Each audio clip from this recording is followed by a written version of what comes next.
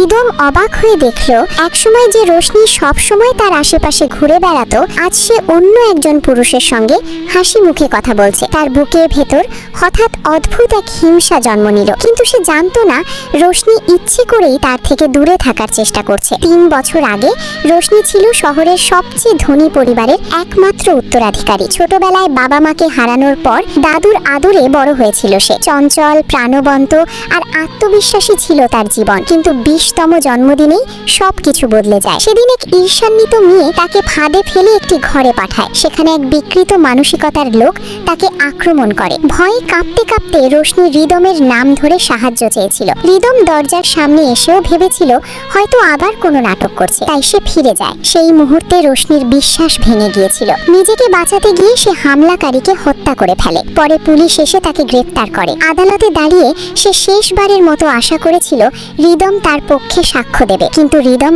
আদালতে যায়নি। ফলে আত্মরক্ষার সীমা অতিক্রম করার অভিযোগে রোশনির 3.5 বছরের কারাদণ্ড হয়। কারাগারের জীবন তাকে পুরোপুরি বদলে দেয়। অপমান, মারধর আর ক্ষুধার কষ্টে সে আগের প্রাণবন্ত মেয়েটি আর থাকেনি। 3.5 বছর পর যখন মুক্তি পেল, তখন তার চোখের হাসিও হারিয়ে গেছে। সেদিন কারাগারের সামনে তাকে নিতে আসে রিদম। আগে সে তাকে রিদম ভাই বলে ডাকতো, এবার শুধু বলল রিদম সাহেব। সম্বোধন শুনে রিদম থমকে গেল। বাড়িতে ফিরে রিদমের দাদি জানালেন রোশনি জেলে থাকার সময় তার দাদুও মারা গেছেন। মৃত্যুর আগে তিনি রোশনির দায়িত্ব রিদমের পরিবারের হাতে তুলে দিয়েছেন। খাওয়ার সময় টেবিলে কয়েক দানা ভাত পড়ে গেলে রোশনি সেগুলো তুলে খেয়ে নেয়। সবাই অবাক হয়ে যায়। কেউ জানতো না কারাগারে খাবারের জন্য কত কষ্ট করতে হয়েছে তাকে। একদিন দরজায় হাত চাপা পড়ে তার হাত ফুলে যায়, কিন্তু সে কোনো অভিযোগও করেনি। রিদম বুঝতে পারছিল মেয়েটি আগের মতো নেই। এরপর তারা রোশনির দাদুর কবর জিয়ারত করতে যান। সেখানে হামলাকারীর বাবা মায়ের সঙ্গে দেখা হয়। তারা রোশনিকে অপমান করে এবং ক্ষমা চাইতে বলে। রিদম প্রতিবাদ করতে গেলে রোশনি নিজেই তাকে থামিয়ে দেয়। সে আর কোনো ঝামেলায় জড়াতে চায়নি। পরের দিন এক দাতব্য অনুষ্ঠানে যাওয়ার কথা ছিল। সেখানে যাওয়ার আগে রিদমের মা ইচ্ছে করেই জানালেন বিদেশ ফেরত এক ধনী পরিবারের মেয়ের সঙ্গে রিদমের বিয়ের কথা